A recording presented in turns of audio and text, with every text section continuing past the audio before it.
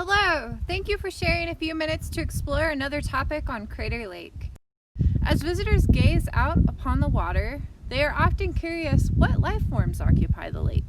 In a previous episode, I relayed that Crater Lake is fed strictly by rain and snow. We do not have rivers or streams feeding the lake.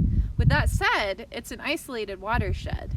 Despite this fact, we do have life within the lake. In this episode, let us delve into what lurks beneath the surface of Crater Lake. Imagine standing on the rim of Crater Lake at night. It's a full moon and you can see the moon glinting on the water. Suddenly, you notice a ripple in the reflection and another and another. Now there are circular rings growing on the surface. What do you think is causing this? Could it be volcanic activity? Could be volcanic activity, but in this scenario, we are going to go with fish. So, if you're wondering, yes, we do have fish that live in Crater Lake. Now, you probably are wondering, how did they make it there into the lake? Well, prior to the summer of 1888, it is likely that there were no fish occupying Crater Lake. In a zealous effort to attract visitors, our park founder, William Steele, is deemed responsible for introducing fish into the lake.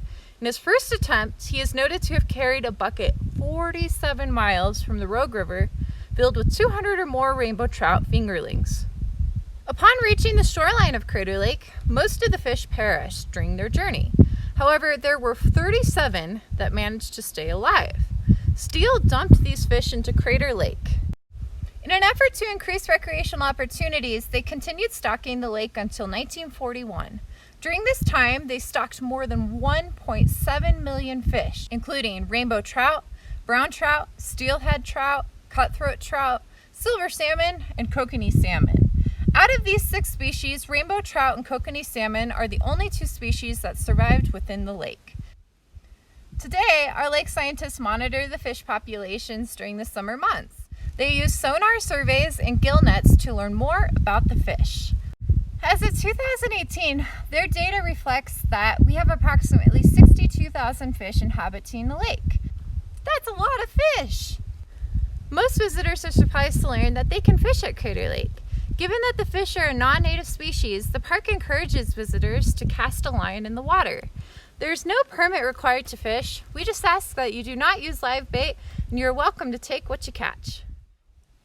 The fish are not all that William Steele introduced into the lake. In 1915, 13 years after Crater Lake was designated as a national park, William Steele urged to have 15,000 crayfish planted into the lake. His goal was to implement additional food resources into the lake for introduced trout. His efforts proved successful. Today, researchers observe that crayfish comprise a major source of the diet for the lake's rainbow trout. Alternatively, the Kokanee salmon survive on tiny, naturally occurring zoo and phytoplankton that live a couple hundred feet beneath the lake's surface. So do the fish pose a threat for the lake and its purity? Thus far, we have not seen major issues from the fish. However, the major offender is the introduced crayfish. In addition to the fish, crayfish, zoo, and phytoplankton, we have an endemic aquatic species of newt called the Mazama newt along the shoreline. The term endemic means native and restricted to a certain place. Therefore, the Mazama newt evolved and is only found at Crater Lake. Its ancestor, the rough-skinned newt, is found throughout the Pacific Northwest. It has a bright red to orange-hued belly. What do you think this bright orange color indicates?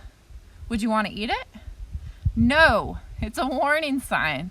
The rough-skinned newt is poisonous. We are not sure exactly how the rough-skinned newt made its way to the shoreline, but at some point they found themselves in the caldera. Because they were without major predators, the newt began to evolve, losing their toxicity and developing splotchy orange bellies.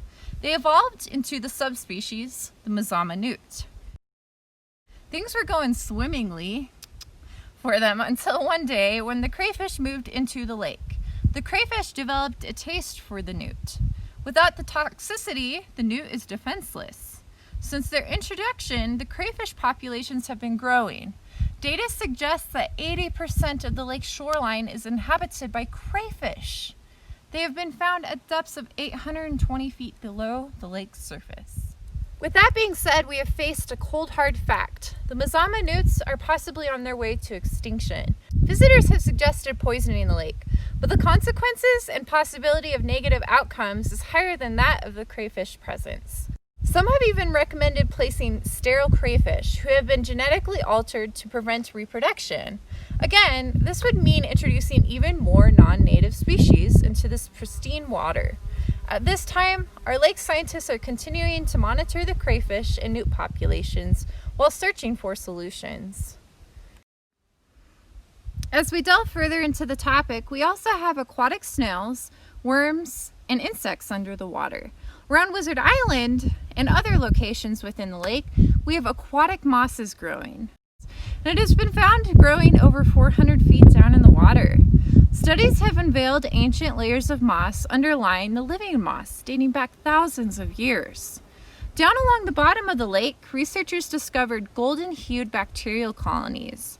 So there is life at the bottom of the lake. It may be simple, but it thrives in extreme environments. There's one character that we haven't covered.